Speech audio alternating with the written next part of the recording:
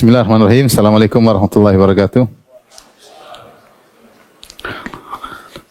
Alhamdulillah ala ihsani wa syukru lahu ala taufiqihi wa amtinani. Asyhadu an la ilaha illallah wahdahu la syarika lahu ta'ziman li sya'ni wa asyhadu anna Muhammadan abduhu wa rasuluhu ila ridwani. Allahumma shalli alaihi wa ala alihi wa ashabihi wa ikhwani.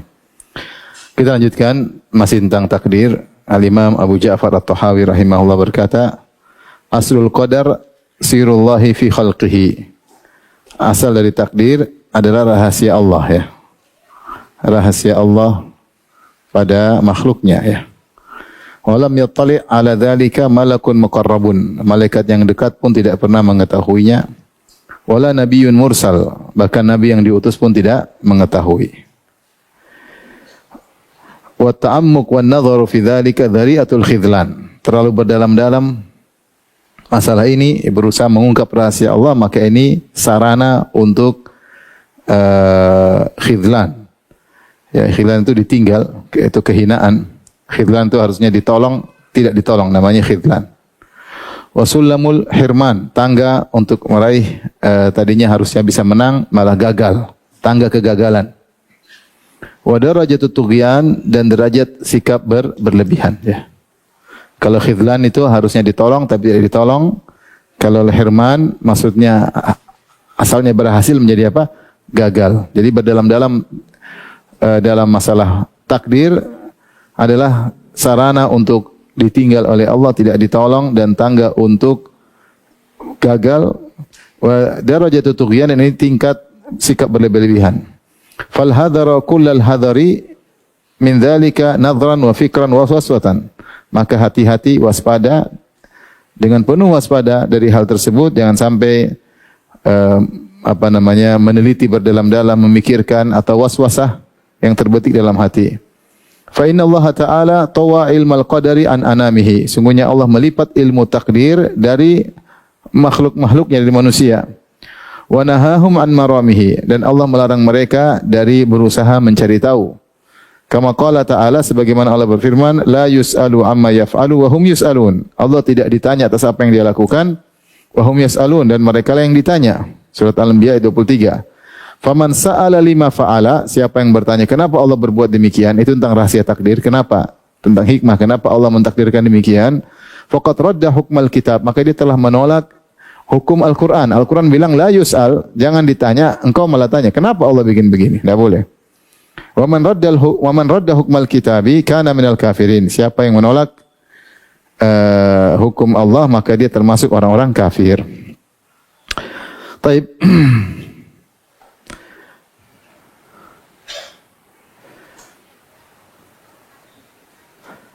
Kita lanjutkan.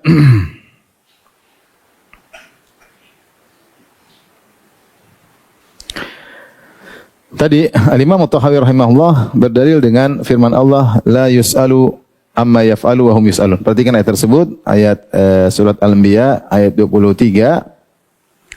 Allah berfirman, ya, la yus'alu amma yaf'alu wa hum yus'alun.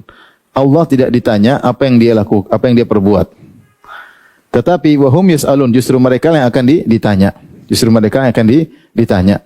Mereka ini siapa? Pendapat yang didapati oleh sebagian ulama, yang dimaksudlah para malaikat, seperti Tahir bin Asyur dalam tafsirnya. Ya. Karena ayat sebelumnya Allah berfirman tentang malaikat, yaitu ayat 19 sampai 22. Saya bacakan, Allah berfirman, "Walahu man fis samawati wal ardi wa man 'indahu la yastakbiruna an ibadatihi." Kepunyaanlah Allah segala yang di langit dan di bumi. Wa man 'indahu, dan siapa yang di sisi Allah itu malaikat, la yastakbiruna an ibadatihi, tidak sombong untuk beribadah kepada Allah. Wa la yastahsirun, dan tidak pernah merasa letih. Allah cerita tentang malaikat. Malaikat itu di sisi Allah, dekat dengan Allah. Malak muqarrab, yaitu malaikat, makanya disebut malakun muqarrabun, malaikat yang dekat, karena di langit dekat dengan Allah. Di sisi Allah, man 'indahu, tidak sombong untuk beribadah kepada Allah dan tidak pernah letih untuk beribadah. Yusabbihuna al-laila wan-nahara la yafturun. Mereka bertasbih kepada Allah siang dan malam, yaitu beribadah kepada Allah siang dan malam, la yafturun. Mereka tidak pernah tiada henti-hentinya, tidak pernah futur, tidak pernah apa? Futur. Itu malaikat. Beda dengan kita. Kita letih, kita futur, kita bosan dan yang lainnya. Setelah itu Allah berfirman, amittakhadhu alihatan minal ardi hum yunshirun. Apakah mereka mengambil tuhan-tuhan dari bumi yang dapat menghidupkan orang-orang mati? Malaikat saja tidak pantas jadi tuhan, apalagi sekedar penghuni bumi. Mau dijadikan apa? Tuhan. Lau kana fihi ma'alihatun illallahu la fasadata. Seandainya ada di langit dan di bumi Tuhan selain Allah, tentu akan rusak keduanya. Fa subhanallahi rabbil arsy amma yasifun. Maha suci Allah, penguasa arsy dari apa yang mereka sifatkan. La yus'alu amma yaf'alu wa hum yus'alun. Allah tidak ditanya atas apa yang dia lakukan, wa hum yus'alun. Justru malaikat ditanya, ya, karena malaikat tanya, apa yang kau berbuat? Ya, karena yang diminta pertanggungjawaban adalah makhluk-makhluk Allah Subhanahu wa taala. Malaikat ditanya oleh Allah, apa yang kau perbuat, apa yang kau lakukan? Kalau malaikat ditanya, demikian juga manusia akan diminta pertanggungjawaban, dihisab pada hari kiamat kelak. Allah tidak dihisab karena dialah yang Tuhan, dia yang menghisab. Dia yang menghisab. Dia tidak ditanya, dialah yang bertanya. Maka sebagaimana manusia, Nabi bersabda, kullukum ra'in wa kullukum mas'ulun an ra'iyatihi. Ya. Wa kullukum mas'ulun an ra'iyatihi. Kullukum ra'in wa kullukum mas'ulun an ra'iyatihi. Setiap kalian adalah pemimpin dan setiap kalian akan dimintai pertanggungjawaban atas kepemimpinannya. Taib, jadi dari sini kita tahu para malaikat tidak pantas ya untuk menjadi alihah Tuhan karena mereka ditanya. Ya, Tuhan masa diminta pertanggungjawaban oleh Tuhan. Tuhan meminta pertanggungjawaban. Adapun Tuhan harusnya tidak ditanya karena tidak ada yang lebih tinggi darinya. Jadi Tuhan yang bertanya.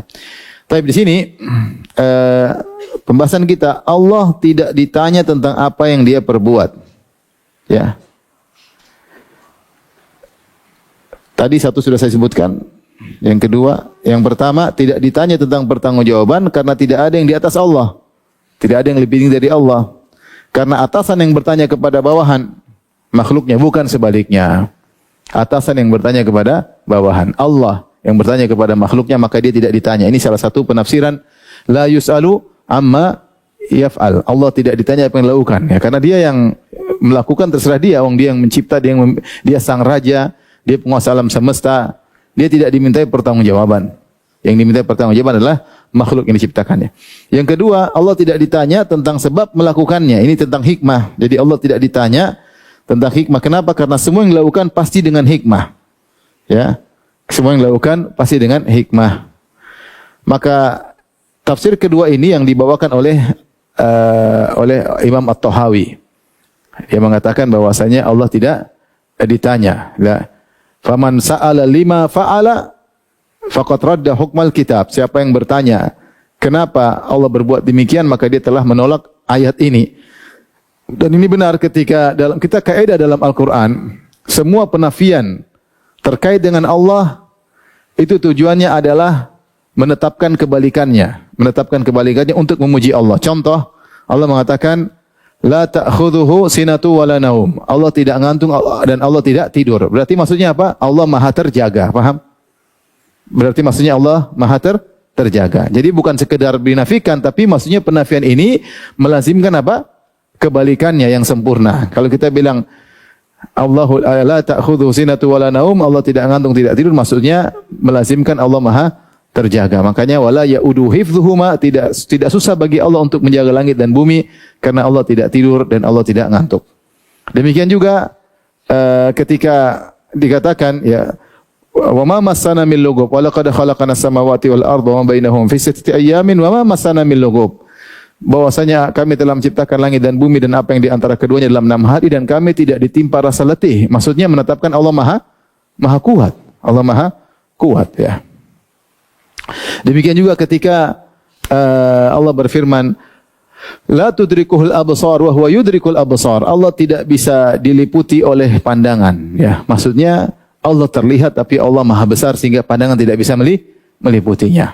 Pandangan tidak bisa meliputinya. Demikian juga di sini, la yus'alu amma yaf'alu. Allah tidak ditanya apa yang dilakukan. Maksudnya untuk menetapkan Allah itu Maha hikmah. Tapi kalian tidak perlu tahu, kalian tidak bakalan bisa tahu, ya. Ini rahasia Allah Subhanahu wa taala. Ya. Maka tidak tepat ketika diartikan sebagaimana orang-orang Jabariyah mengatakan la yus'alu amma yaf'alu. Allah tidak ditanya karena Allah melakukan sekedar kehendak Allah tanpa ada tujuan, tanpa ada hikmah. Ya, karena orang-orang Jabariyah menolak sifat hikmah atau sifat tujuan ya. Yang benar bahwasanya Allah adalah Al-Hakim dan Dia Maha Hikmah. Semua yang Dia lakukan tidak perlu ditanya karena Dia Maha Hikmah. Cuma kalian tidak bisa sanggup untuk mengetahuinya karena memang disembunyikan oleh Allah Subhanahu wa taala. Inilah ayat yang menjadi landasan kita bahwasanya apapun yang Allah tetapkan, Allah tidak ditanya. Kenapa tidak ditanya? Karena semua yang Allah kerjakan pasti di atas apa? Hikmah. Cuma hikmah ini kita tidak bisa tahu karena Allah Subhanahu wa taala tutup hikmah tersebut. Baik, kita lanjutkan. Ada contoh-contoh di sana dalam Al-Quran di mana Allah ditanya dan Allah tidak menjawab ketika ditanya tentang hikmah. Contoh-contoh Allah tidak perlu menjelaskan hikmahnya ketika ditanya ya.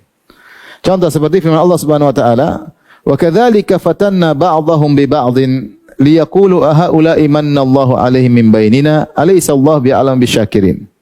Jadi orang kafir bertanya dalam surat Al-An'am, demikianlah kami memfitnah sebagian dengan yang lain, itu kami menguji sebagian dengan yang lain. Ada yang berdakwah, yang didakwahi.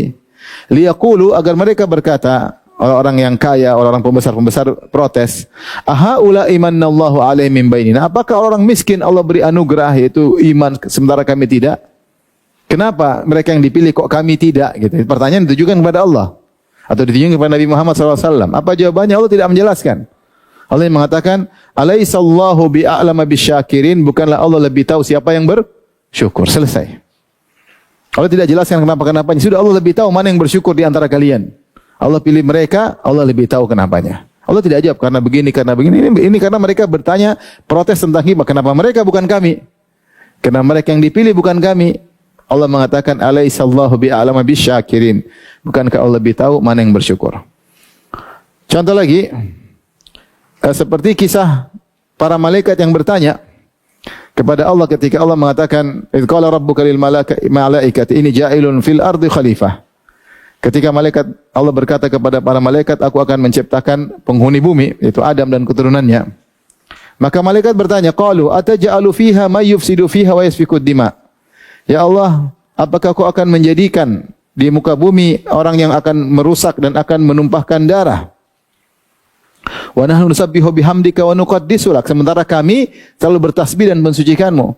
Artinya, kalau engkau ingin menciptakan makhluk yang memuji beribadah kepadamu, kami sudah ada.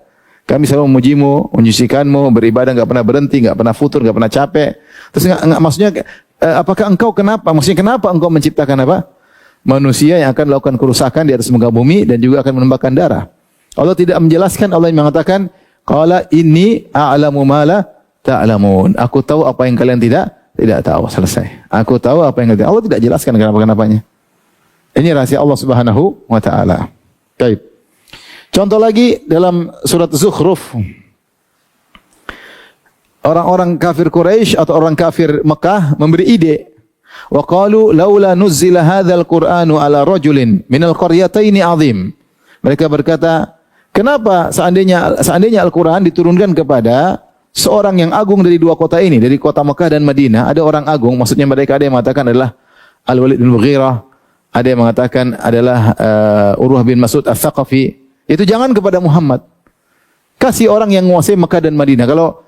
Kalau Muhammad kan Mekah doang, ini dua kota yang agung, Mekah dan Taif. Kalau Muhammad kan sallallahu alaihi wasallam cuma Mekah. Kita ingin orang yang agung antara Mekah dan Taif. Minal qaryatin azim. Ada yang mengatakan Al-Mughirah punya kebun sampai di Taif. Urwah bin Mas'ud Ats-Tsaqafi terkenal orang Taif, kemudian orang yang suka kemana-mana ya. Maka mereka kasih ide, tapi Allah tidak jawab. Allah mengatakan, ahum yuqsimuna rahmata rabbik. Nahnu qasamna bainahum ma'isyatan fil hayatid dunya. Apakah mereka yang mau bagi-bagi tentang rahmat Tuhanmu? Kami yang ngatur pembagian itu semua. Kami yang ngatur. Allah tidak terima ide mereka. Ibnu Katsir ketika menafsirkan ayat ini, beliau bawakan ayat yang lain. Seperti dalam surat Al-An'am 124.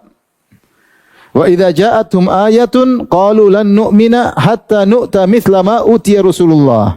Ketika datang kepada mereka ayat-ayat, orang-orang musyrikin berkata, kami tidak akan beriman sampai kami diberikan apa yang datang kepada para rasul, yaitu datangkan malaikat kepada kami, baru kami beriman.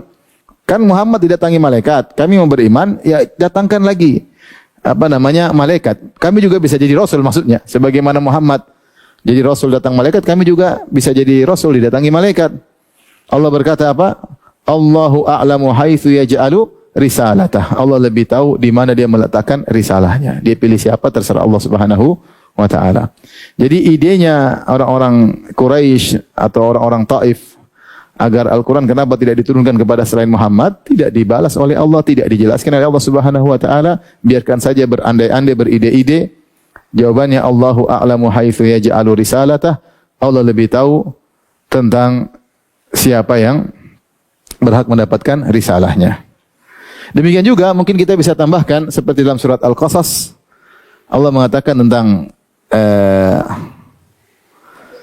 apa namanya?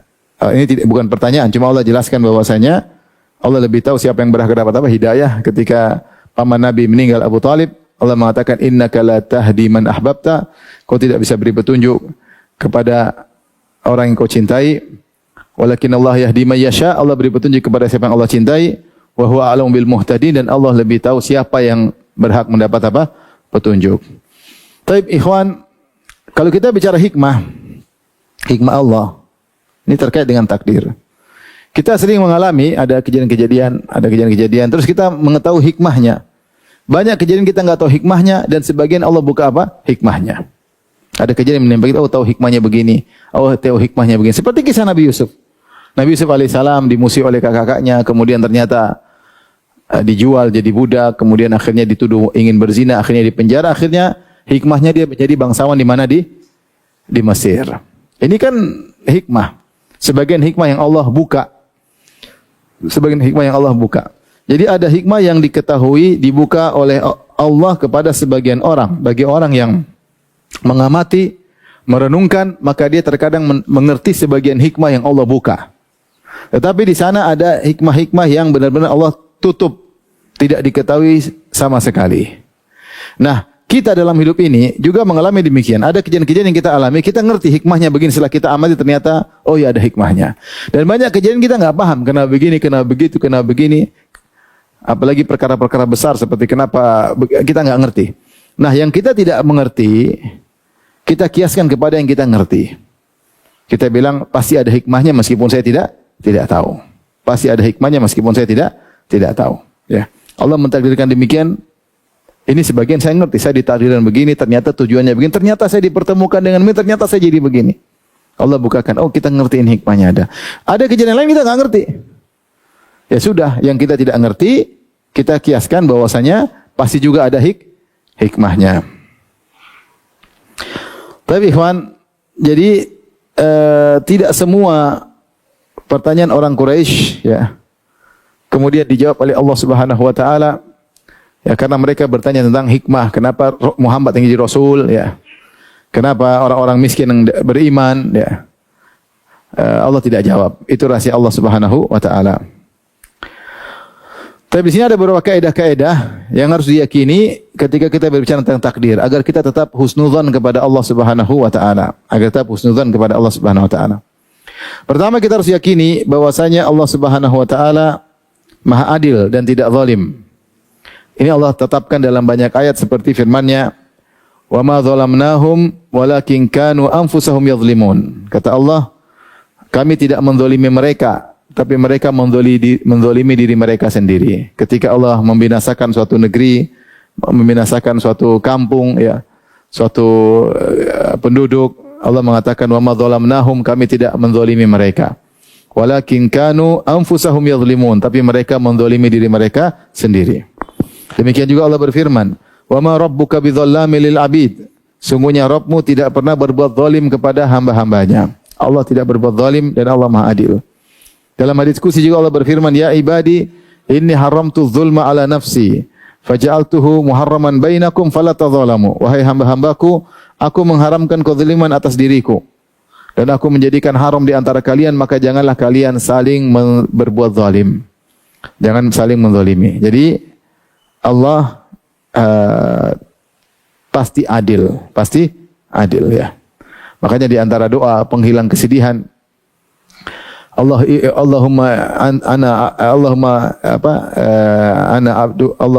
inni abduk ibnu amatik nasiyati biyadik madin fiya hukmuk adlun fiya qada'uk. Ya Allah, aku adalah hamba-Mu, putra dari hamba-Mu, putra dari hamba perempuan yaitu ibuku.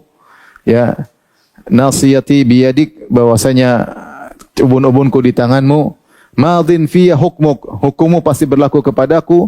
Adlun fiyya qada'uk, keputusanmu pasti adil terhadapku, pasti adil. Pasti adil. Ya. Ini apa yang Allah timpakan musibah ini pasti adil. Enggak mungkin Allah enggak adil. Dan hukum pasti berlaku, enggak mungkin saya menghindar. Di situ itu ada doa itu isinya tentang beriman kepada takdir. Ya, madin fiyya hukmuk, hukummu pasti berlaku kepadaku, enggak bisa menghindari. Musibah ini pasti terjadi. Kemudian kita bilang adlun fiyya qada'uk, dan keputusan pasti adil kepadaku, dan seterusnya. As'aluka bi kulli ismin huwa lak samaita bihi nafsak, dan seterusnya. Hadis doa agar kita terhilang dari kesedihan. Di antara isi doa tersebut pengakuan bahwasanya kita enggak bisa terhindar dari takdir, dan semua takdir Allah pasti apa? Adil. Karena Allah Maha Adil. Tapi yang kedua, kita harus tahu bahwasanya Allah adalah Maha Bijak. Di antara nama Allah adalah Al-Hakim, dan dalam Al-Qur'an banyak sekali. Azizun Hakim, banyak sekali Allah menyebutkan nama dia adalah Hakim, Hakim, Hakim, banyak sekali. Dan Hakim di antara makna adalah yang maha bijak, yang maha bijak. Itu tidak ada semua yang Allah tetapkan kecuali ada hikmah di balik itu. Tidak ada keputusan Allah kecuali ada hikmahnya.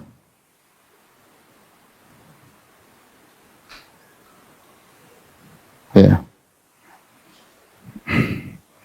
Oleh karenanya kita harus yakin akan hal tersebut. Apapun yang Allah putuskan, apa yang Allah takdirkan, yang menurut kita mungkin kita enggak paham maksudnya apa, kita yakin pasti di balik itu ada hikmahnya.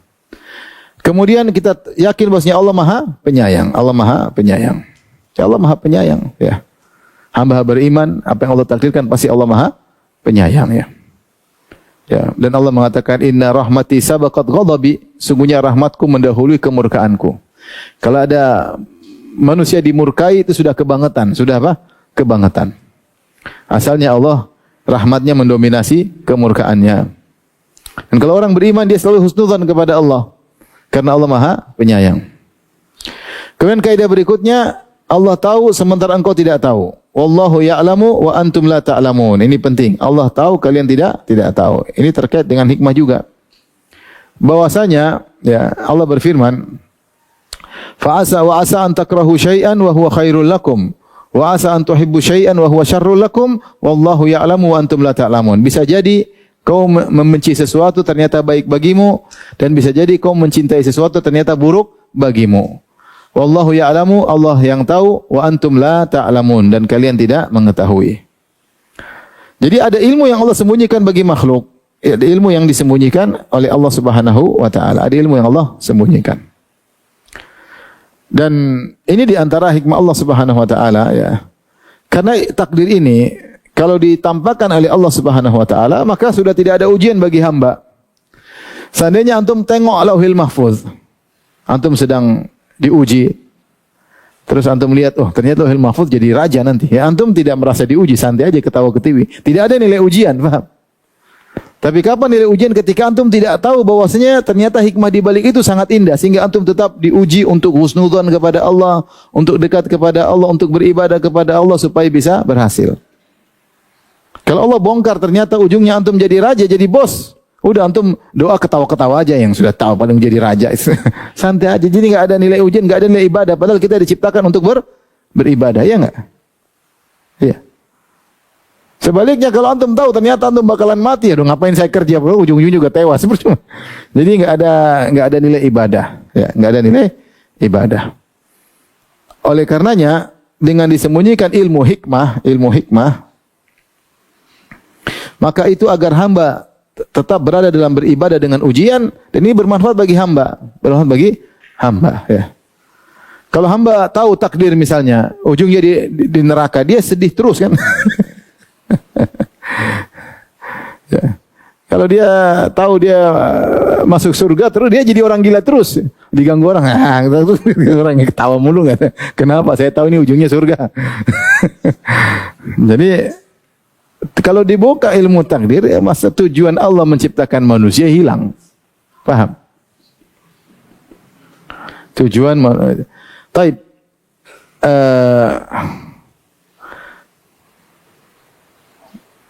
Terus yang berikutnya mungkin ini yang kelima. Untuk memahami dengan sempurna seluruh hikmah,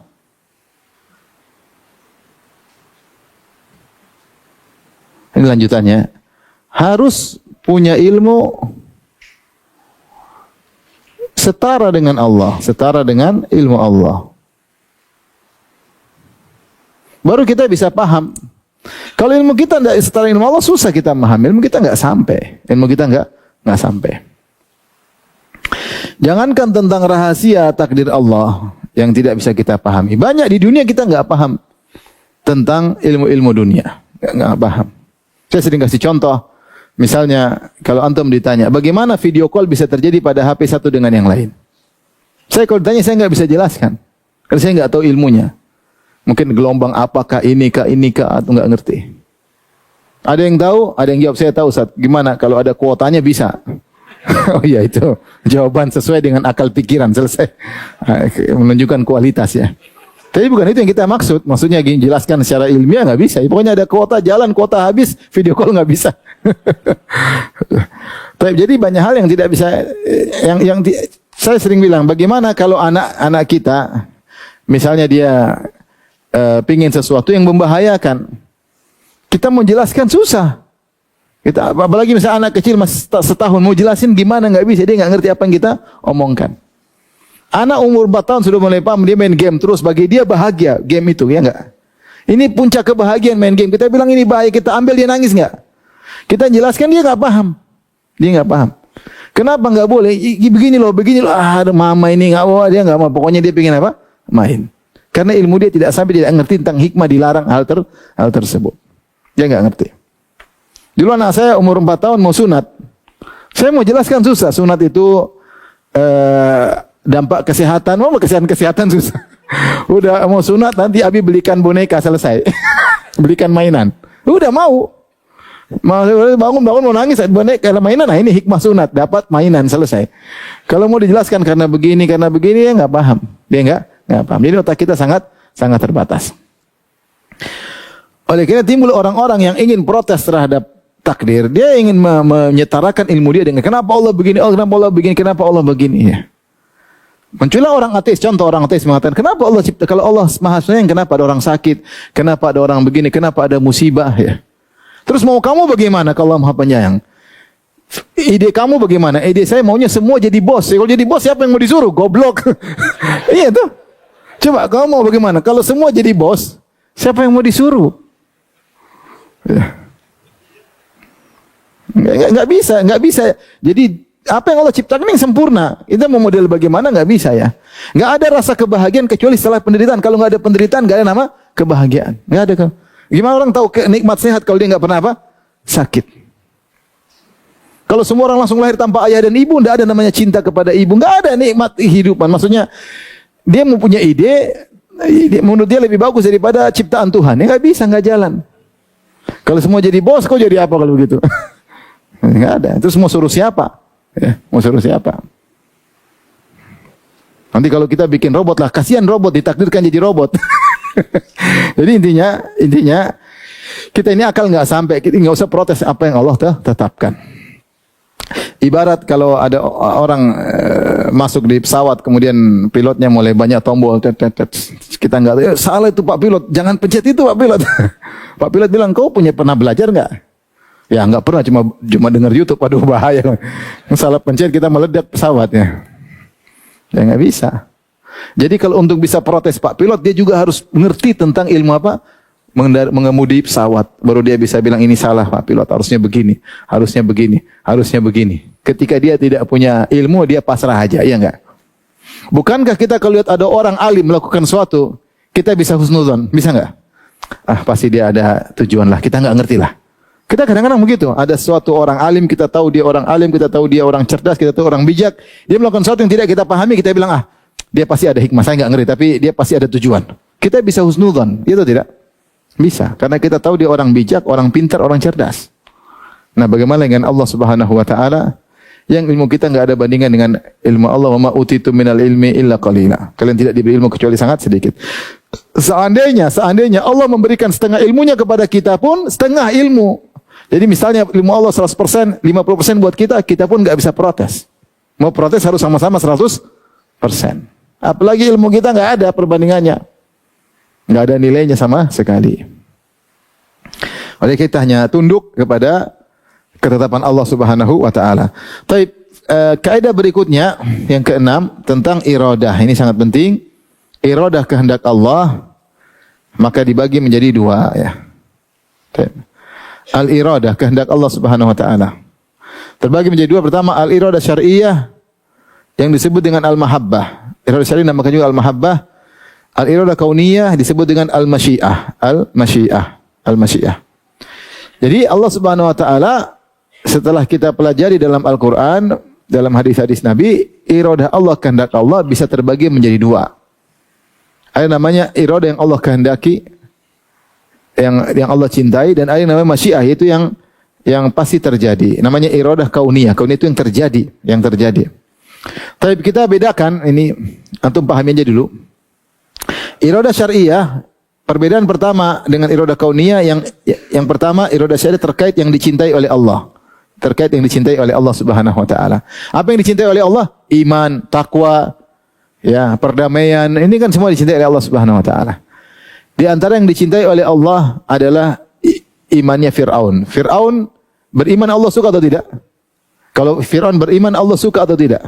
Suka. Makanya Allah kirim Musa dan Harun untuk mendakwahinya. Maka Allah berfirman, "Idhhaba ila fir'auna innahu tagha." Pergilah kalian berdua kepada Firaun, sungguhnya telah melampaui batas. Faqula lahu qawlan layyina. Ucapkanlah kepada Firaun, kalian berdua ucapkanlah kata-kata yang lembut, la'allahu yatadzakkaru aw yakhsha. Siapa tahu dia ingat, siapa tahu dia sadar, siapa dia takut. Ya, semua yang dicintai oleh Allah. Taib. Adapun sebaliknya iradah kauniyah mencakup yang dicintai maupun yang dibenci. Mencakup yang dicintai maupun yang dibenci. Pokoknya yang terjadi itulah kehendak Allah. Ada yang dicintai, ada yang tidak dicintai. Yang kedua, kelanjutan dari yang pertama, berarti iradah syar'iyyah tidak mesti terjadi. Tidak mesti terjadi. Contohnya imannya Fir'aun. Sudah tadi kita sepakat. Allah menghendaki Fir'aun beriman. Buktinya Allah kirim Musa dan Harun. Tapi apakah terjadi Fir'aun beriman? Tidak. Berarti apa yang Allah kehendaki, apa Allah cintai tersebut tidak terjadi. Faham? Tidak terjadi. Sama. Imannya Abu Talib. Imannya Abu Talib.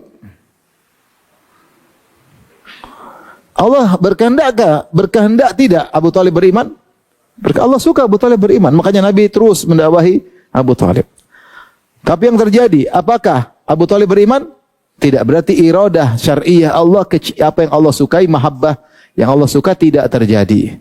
Nah, berbeda dengan iradah kauniyah. Iradah kauniyah itu yang terjadi. Semua yang terjadi namanya iradah kauniyah. Iradah kauniyah. Contohnya yang Allah cintai, jadi iradah kauniyah mencakup yang dicintai maupun yang tidak dicintai. Semua yang terjadi itu namanya iradah kauniyah. Hamzah beriman atau tidak? Berarti terjadi. Ini contoh. Sebaliknya, Abu Talib iman atau kafir? Kafir. Kafirnya Abu Talib terjadi atas kehendak Allah juga, tapi namanya iradah kauniyah. Dari satu sisi Allah ingin dia beriman, tapi Allah memutuskan dia tetap kafir. Ada hikmah yang Allah kehendaki. Di antara para ulama mengatakan hikmahnya kalau Abu Talib beriman sejak awal, maka Muhammad tidak terjaga misalnya. Tapi kenapa orang-orang segan untuk melukai Muhammad? Karena Abu Talib kafir. Dia kafir, maka dia tetap disegani dan dia bela mati-matian Nabi Muhammad sallallahu alaihi wasallam. Ini ada hikmah dari para ulama.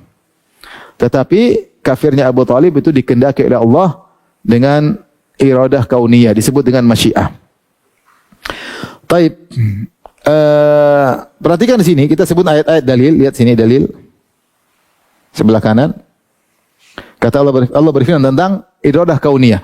Walau syi'na la'ataina kulla nafsin hudaha, walakin haqqal qawlu minni la'amla'anna jahannama minal jinnati wan nasi ajma'in. Dalam surat As-Sajdah ayat 13. Kata Allah, kalau kami berkehendak, kami akan memberikan setiap orang hidayah, yaitu semua orang dapat hidayah. Kalau kami mau, semua la'amanan nasu jami'an, semua akan beriman. Kalau kami berkehendak, la'ataina kulla nafsin hudaha, kami akan beri petunjuk kepada setiap manusia. Tetapi tidak demikian. Kenapa ada iradah kauniyah? Walakin haqqal qawlu minni, tapi saya sudah tetapkan la amla anna jahannama minal jinnati wan nasi ajmain. Bahwa neraka yang saya ciptakan harus ada isinya. Paham? Harus ada isinya. Kalau semua beriman, neraka kosong enggak? Kosong. Allah sudah tetapkan harus ada isinya, maka Allah tidak menghendaki semuanya beriman menurut kauniyah. Secara iradah syariah, Allah utus Nabi untuk berdakwah. Allah suka mereka beriman. Tapi yang Allah tetapkan untuk terjadi adalah tidak semuanya beriman. Paham enggak? Contoh yang kedua. Ayat yang kedua. Walau syaa rabbuka la'amana man fil ardi jami'a. Afa anta tukrihun nasa hatta yakunu mu'minin, ya.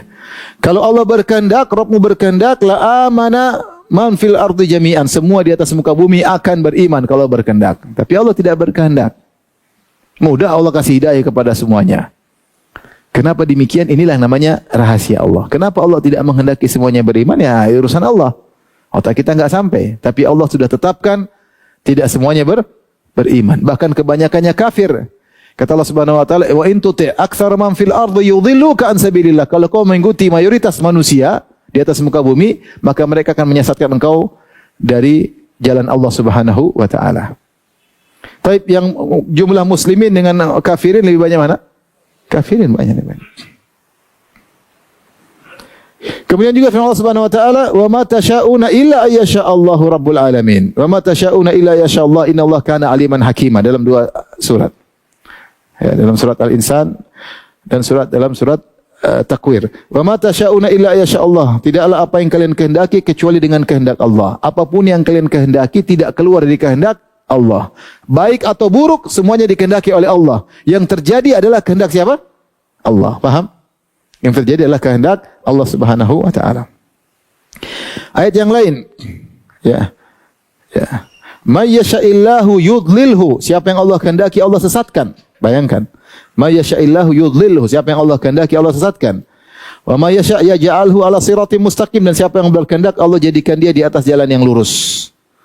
Jadi siapa yang Allah kehendaki Allah sesatkan. Semua ya sesat. Iblis sesat, Allah berkehendak. Fir'aun tidak beriman juga kehendak Allah Subhanahu wa taala. Kemudian juga dalam ayat yang lain surat Al-An'am, "Faman yuridillahu ayyahdiyahu yashrah sadrahu lil Islam, wa man yurid ayyudhillahu yaj'al sadrahu dhayiqan harajan ka'annama yas'adu fis sama'." Siapa yang Allah inginkan hidayah baginya, Allah lapangkan dadanya. Dan siapa yang Allah ingin sesatkan, maka Allah sempitkan apa? Dadanya. Jadi hidayah, sesat, ya, dapat petunjuk, enggak, kafir, iman, semuanya terjadi atas kehendak apa? Allah. Tidak ada suatu pun yang terjadi kecuali dengan kehendak Allah. Dan kita tahu bahwasanya kehendak Allah itu ada dua. Ada yang disebut dengan iradah syariah. Allah ingin Fir'aun beriman, maka Allah kirim Nabi Musa bin Harun. Tidaklah Allah kirim kecuali Allah ingin Fir'aun beriman. Tapi Allah punya keputusan lain. Allah tetap menjadikan dia kafir karena ada hikmah. Karena ada hikmah. Kenapanya itu yang rahasia Allah Subhanahu wa taala. Maka perbedaan yang ketiga tentang iradah syariah, iradah kauniyah. Kalau iradah syariah, kehendak diinginkan secara zatnya, muradun li nafsihi, yaitu imannya Fir'aun, imannya Abu Talib, Allah berkehendak itu. Memang Allah kehendaki secara zatnya. Adapun kalau iradah kauniyah pada perkara yang buruk, yang Allah takdirkan sesuatu yang buruk, berarti muradun li ghairihi. Ada Allah berkehendak di balik itu, bukan secara zatnya tapi di balik itu. Gampangannya begini. Seperti dokter, saya sering bilang, dokter memutuskan kaki harus diamputasi. Siapa yang suka kakinya diamputasi? Jelek, tapi di balik amputasi tersebut akan menyelamatkan apa? Nyawanya. Ada maslahat di balik itu yang lebih penting daripada mempertahankan apa? Mempertahankan kaki orang tersebut. Seperti seorang tahu di depan sana misalnya atau seorang di depan sana ada sungai yang segar, maka dia berjalan jauh capek-capek, dia tahu ini capek, dia enggak suka, dia pengennya langsung sampai, tapi dia tidak bisa sampai kecuali harus melewati apa? Jalan yang susah payah tersebut. Di depannya ada sungai yang segar. Artinya dalam manusia pun kita ngerti, terkadang kita melakukan sesuatu yang kita tidak sukai demi ada sesuatu yang kita inginkan, yang lebih maslahat. Anak saja kita omelin, kita enggak ingin omelin, tapi kalau kita enggak omelin, dia semakin buruk. Anak terkadang kita jewer, kita enggak ingin jewer karena jewer menyakitinya, tapi demi kemaslahatan dia kita jewer. Itu namanya kita melakukan yang tidak kita sukai karena di balik itu ada sesuatu yang kita sukai, lebih maslahat. Nah, kira-kira demikian, semua keputusan Allah yang buruk menurut kita, di balik itu pasti ada maslahat. Saya ulangi, semua iradah kauniyah yang terlihat buruk di depan mata kita, di balik itu pasti ada hikmah. Ya. Contoh, makanya Allah sebutkan, ini contoh sederhana, seperti dalam surat Ar-Rum, Allah berfirman, "Dhaharul fasadu fil barri wal bahri." Surat Ar-Rum ayat 41. Ya. Quran surat Ar-Rum surat ke-30 ayat 41. Allah berfirman, "Dhaharul fasadu fil barri wal bahri bima kasabat aydin nas." Telah nampak kerusakan di daratan dan di lautan akibat ulah perbuatan manusia. Liyudhiqahum ba'dalladzi amilu, agar Allah membuat mereka merasakan sebagian akibat perbuatan mereka, la'allahum yarji'un, agar mereka sadar. Baik, yang ciptakan kerusakan di daratan dan lautan siapa yang ciptakan? Enggak yang ciptakan, yang menimbulkan bencana-bencana alam siapa? Allah Subhanahu wa taala yang ciptakan. Kenapa Allah ciptakan tersebut? Sebagai dampak. Kata Allah, "Dzarul fasadu fil barri wal bahri bima kasabat." Telah nampak kerusakan di lautan akibat perbuatan apa? Manusia. Allah ciptakan kerusakan akibat perbuatan dosa mereka. Tujuannya apa Allah ciptakan kerusakan-kerusakan tersebut? Liyudhiqahum ba'dalladzi amilu. Allah yang bikin agar mereka merasakan sebagian dampak perbuatan mereka. Tujuannya apa? La'allahum yarji'un, agar mereka sadar, Nah, ternyata kerusakan Allah tidak suka. Secara iradah syar'iyah Allah enggak suka. Wallahu la yuhibbul fasad. Allah tidak suka dengan apa? Kerusakan. Tapi Allah tetap harus bikin yang manusia tidak suka dengan kerusakan, namun di balik itu ada hikmahnya agar mereka sadar. Dan ini banyak, seperti Ibnu Qayyim menyebutkan kenapa manusia dikasih musibah, agar mereka sadar. Manusia kalau tidak dikasih musibah dia jadi sombong, jadi angkuh. Saya sering bilang, kalau ada orang dagang enggak pernah gagal, dagang terus, untung terus, kira-kira sombong enggak? Sombong, lebih sombong daripada Donald Trump. Kalau beruntung terus nggak pernah kalah, nggak pernah Donald Trump kalah sombongnya. Saya kalau dagang pasti beruntung, nggak pernah. Supaya dia tidak terkena penyakit Fir'aun, jadi sombong dan angkuh, maka Allah kasih kegagalan, Allah kasih musibah. Ini musibah ada hikmahnya agar dia kembali baik, kembali sembuh. Ya, musibah kita nggak suka, tapi di balik itu ada apa? Kebaikan. Paham? Oleh karenanya, kalau ada perkara-perkara yang terjadi menurut kita kurang baik, ingat di balik itu ada hikmah. Sebagai contoh yang terjadi, kafirnya iblis. Mereka bertanya, "Ustaz, kenapa iblis jadi korban, jadi kafir?" Seandainya dia masuk Islam, selesai. Saya masuk Islam, cerita selesai. Adam enggak turun, enggak ada kita, selesai.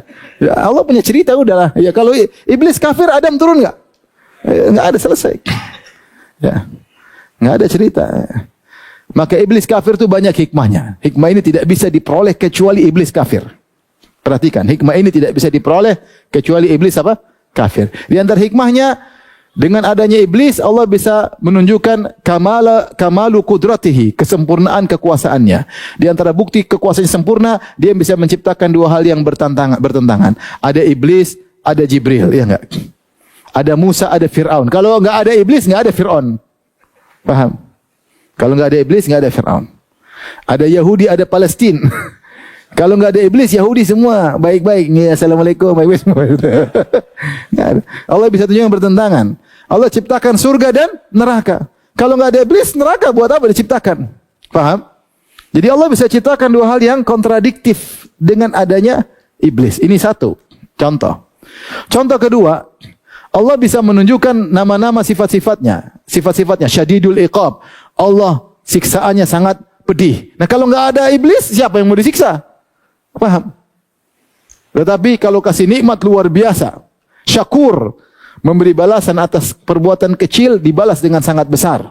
Itu Allah Subhanahu wa taala. Sehingga menunjukkan apa? Sifat-sifatnya. Di antaranya At-Tawwab, Maha penerima tobat. Kalau enggak ada iblis, siapa yang bertobat? Paham? Enggak ada. Ghafur, Maha pengampun. Kalau enggak ada iblis, siapa yang mohon ampun? Makanya Rasulullah berkata, "Laulam tuznibu la dhahaballahu bikum." Kalau kalian tidak berdosa, itu iblis kasih goda enggak bisa. Allah akan sirnakan kalian. Tsumma ja'a biqaumin, Allah akan datangkan suatu kaum yuznibun, mereka berdosa, tsumma yastaghfirunallah, kemudian mereka beristighfar kepada Allah. Karena sifat Maha Ampun Allah harus nampak. Di antara bisa nampak dengan adanya siapa? Iblis. Di antara hikmah yang lain, dengan adanya iblis, maka Allah ingin ibadah yang agung yang terjadi seperti ibadah jihad fi sabilillah. Kalau enggak ada iblis, siapa yang mau dijihadi? Enggak ada yang dijihadi. Semua orang baik-baik. Maka itulah fungsi siapa? Iblis. Ini di antara hikmah yang disebutkan oleh Ibnu Abi Al-Hanafi dalam kitab Syarah Aqidah Tahawiyah. Bahwasanya iblis seperti itu ada hikmahnya. Kalau ada yang bertanya, Ustaz, bisakah Allah munculkan hikmah-hikmah tersebut tanpa iblis? Enggak bisa. Sama kita bilang, bisakah kita naik ke bawah? Enggak bisa. Naik harus kemana? Ke atas. Bisakah Allah memberi ampunan tanpa ada yang minta ampun? Ya enggak bisa. Bisakah Allah memberi taubat kepada orang yang tidak bertobat, sementara yang tidak bertobat, yang bertobat tidak ada? Terus bagaimana Allah mau nobatin siapa? Enggak ada. Maka ini contoh bahwasanya hikmah tersebut harus ada. Iblis Allah tidak suka. Makanya ketika iblis minta izin menggoda, Allah izinkan enggak? Ya karena memang harus terjadi. Iblis mengatakan, Rabbi anzirni ila yaumi yub'atsun. Ya iblis, ya Allah, tundalah kematianku sampai hari kebangkitan. Kata Allah, tafadhal. Innaka minal munzarin, kau akan ditunda. Ila yaumil waqtil ma'lum, sampai hari yang ditentukan. Karena memang ada takdir yang ingin Allah apa? Jalankan. Baik, kita lanjutkan contoh kedua adalah kisah Nabi Adam. Bagaimana Allah menghendaki akhirnya mentakdirkan Nabi Adam makan dari buah yang dilarang. Baik, sebelum Allah ciptakan Nabi Adam, Allah kabarkan kepada malaikat, "Inni ja'ilun fil ardi khalifah." Aku akan menciptakan Adam dan keturunannya di bumi, iya enggak? Tapi ketika Allah ciptakan Adam di bumi atau di langit? Di langit. Pokoknya nanti ujungnya turun. Gimana caranya? Ya udah. Akhirnya Allah suruh iblis, Allah atur skenario. Iblis disuruh tunduk, sujud, tidak mau, sombong angkuh. Akhirnya menggoda apa? Adam. Allah sudah ingatin, hati-hati. Ya, ada musuh namanya Adam, ada iblis. Dia ingin mengeluarkan kau dan istrimu dari surga. Kalau kau turun, maka kau akan sengsara. Ya. Inna hadza adulaka wa li zawjika fala yukhrijannakuma minal jannati fatashqa. Ini iblis musuh. Ya, kemudian ternyata Adam sudah alam sudah, tapi Adam lupa. Adam lupa ya peringatan Allah atau karena tergoda iblis luar biasa. Akhirnya iblis datang. Ya, dengan godaan yang luar biasa. Kata Allah, wa qasamahuma inni lakuma laminan nasihin. Iblis bersumpah, demi Allah wahai Adam dan Hawa, demi Allah saya ini pingin kalian baik. Kalian enak di surga. Kalau mati kan gak enak. Supaya kalian kekal makan tuh buah. Itu syajaratul khuldi. Buah abadi. Yang kasih nama juga siapa? Iblis. Pohon khuldi yang kasih nama siapa? Iblis. Kan kalau senang-senang tapi sebentar, buat apa? Makan. Atau kalian akan menjadi malaikat, menjadi kekal di surga. Dan saya benar-benar ingin kebaikan bagi kalian. Adam akhirnya tergoda. Baru pertama digoda iblis. Yang goda langsung apa? Bosnya, iblis. Akhirnya Adam makan, akhirnya minta ampun, tapi di antara efek maksiat yang dia lakukan, wa asa Adamu rabbahu fagawa, dia bermaksiat kepada Allah, diturunkan di atas muka bumi. Ya. Padahal Allah memang sudah awal bilang akan ciptakan Adam di mana? Muka bumi. Tapi Allah cipta di langit, ada cerita yang harus dijalani oleh Adam. Maka akhirnya manusia menjalani kehidupan seperti sekarang, sengsara, agar bisa kembali ke negeri yang penuh kebahagiaan. Kalau seorang tidak pernah merasakan dunia, dia tidak tahu tentang nikmatnya apa? Surga. Kalau semua nikmat, orang tidak tahu nikmat. Kalau semua, kenapa dinamakan laki-laki perempuan? Karena ada laki-laki, ada perempuan. Kalau semua laki-laki, enggak ada nama perempuan, ya enggak? Kenapa dinamakan nikmat? Karena sebelumnya ada kesengsaraan, ada kesusahan. Ya, sehingga tahu mana sengsara, mana nikmat. Kalau semua nikmat, tidak perlu penamaan dengan nikmat. Faham? Makanya, sampai Allah mengatakan dalam Al-Quran, wa in minkum illa wariduha. Tidak satu orang pun dari kalian kecuali akan melewati neraka. Itu sirat. Semua pasti lewat sirat. Karena ala rabbika hatman maqdiyah. Ini sudah ketetapan Allah pasti dilakukan. Sampai Nabi Muhammad pun harus melewati sirat. Sirat itu apa? Di bawahnya api neraka. Supaya benar-benar orang tahu tentang nikmatnya surga, bahwasanya neraka sangat mengerikan. Ya, jadi ini semua hikmah. Maksud saya, lihat Allah bilang mau ciptakan Adam turunnya di bumi, tapi ternyata Allah cipta di langit, ternyata ada. Makanya Allah izinkan iblis untuk menggoda dan seterusnya, itu sudah ditakdirkan oleh Allah Subhanahu wa taala. Jadi semua keburukan yang Allah takdirkan, yang Allah kehendaki, termasuk iradah kauniyah. Iradah apa? Kauniyah. Dan di balik itu ada maslahat yang lebih besar di balik keburukan tersebut. Baik. Dari situ, inilah ahlu sunnah wal jamaah membagi iradah menjadi dua. Ada iradah syar'iyah, yaitu perkara yang Allah kehendaki dan Allah cintai, tapi belum tentu terjadi. Tapi ada iradah kauniyah yang pasti terjadi. Bisa jadi baik, bisa jadi buruk menurut pandangan kita. Baik, asal tersesatnya Ahlul Bid'ah Qadariyah maupun Jabariyah. Ya. Sama-sama berasumsi bahwa kehendak Allah itu dua sifatnya. Pertama, pasti dicintai Allah dan pasti terjadi. Kehendak Allah itu pasti dicintai Allah, pasti terjadi. Mereka tidak bisa membedakan iradah menjadi dua. Iradah syariah, iradah kauniyah. Mereka gabungkan. Iradah cuma satu. Kata mereka iradah cuma satu. Iradah cuma satu. Iradah cuma satu, yaitu pasti dicintai Allah dan pasti terjadi. Ya. Mereka tidak bisa bayangkan masa Allah menghendaki sesuatu yang Allah tidak cintai. Tadi sudah kita jelaskan panjang lebar. Mungkin Allah mencintai sesuatu yang Allah tidak cintai karena di balik itu ada sesuatu yang maslahat. Faham? Seperti iblis tadi macam-macam. Adam tergoda macam-macam. Kata mereka yang Allah kehendaki pasti dicintai Allah dan pasti terjadi. Ini Jabariyah dan Qadariyah gabung. Setelah itu ini outputnya sama. Apa inputnya sama? Inputnya sama. Outputnya beda. Inputnya sama. Ternyata dalam outputnya berbeda. Taib. Ternyata mereka hasilnya berbeda. Jabariyah mengatakan, lihat logikanya kod Jabariyah.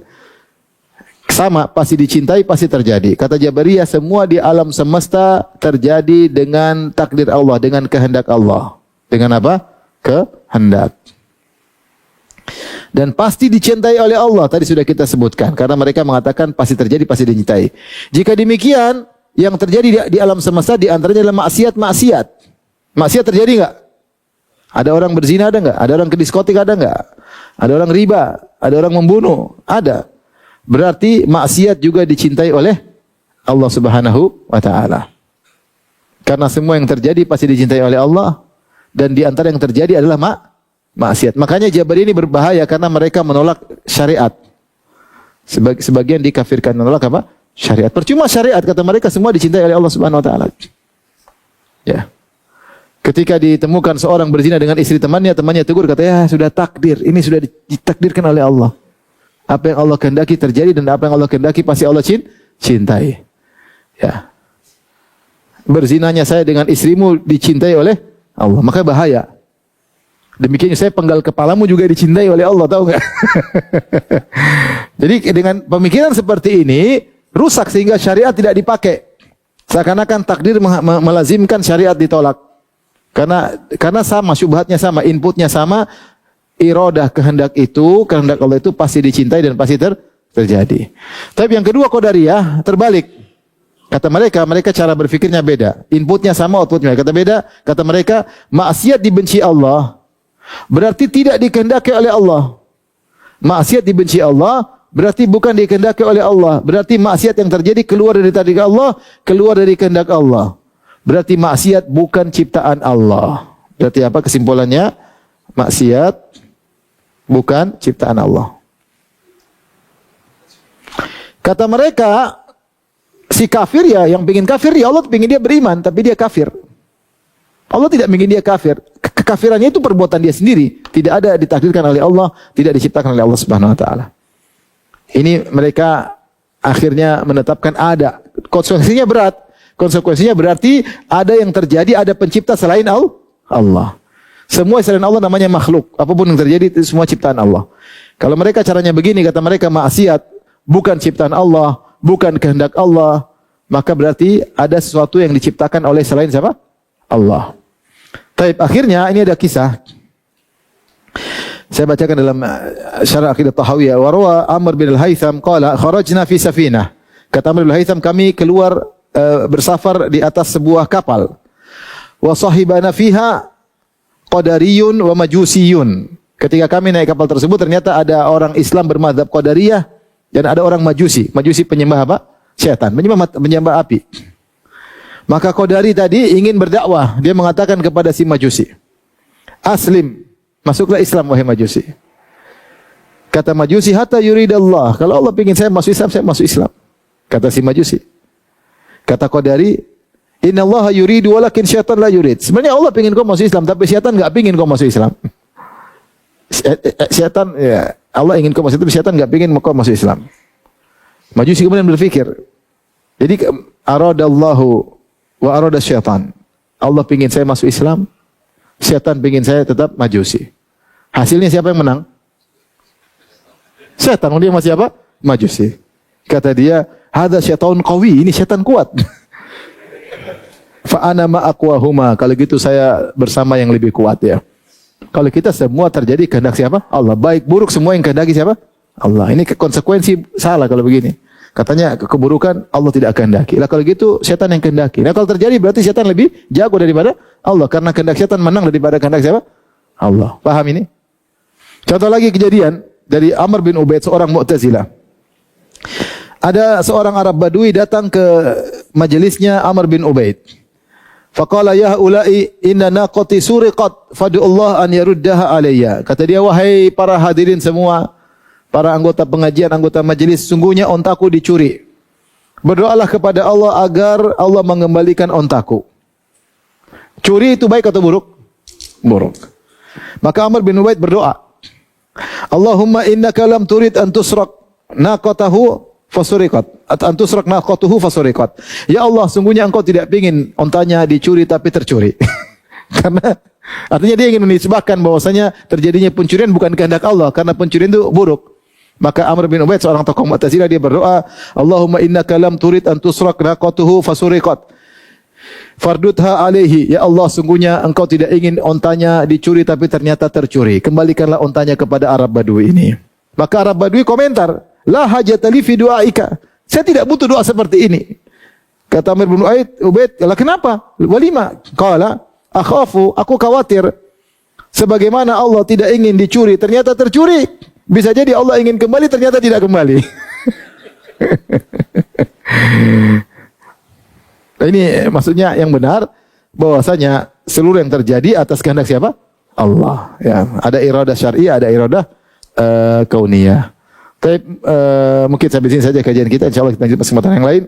Subhanakallah bihamdika asyhadu an la ilaha illa anta astaghfiruka wa atubu ilaik. Assalamualaikum warahmatullahi wabarakatuh.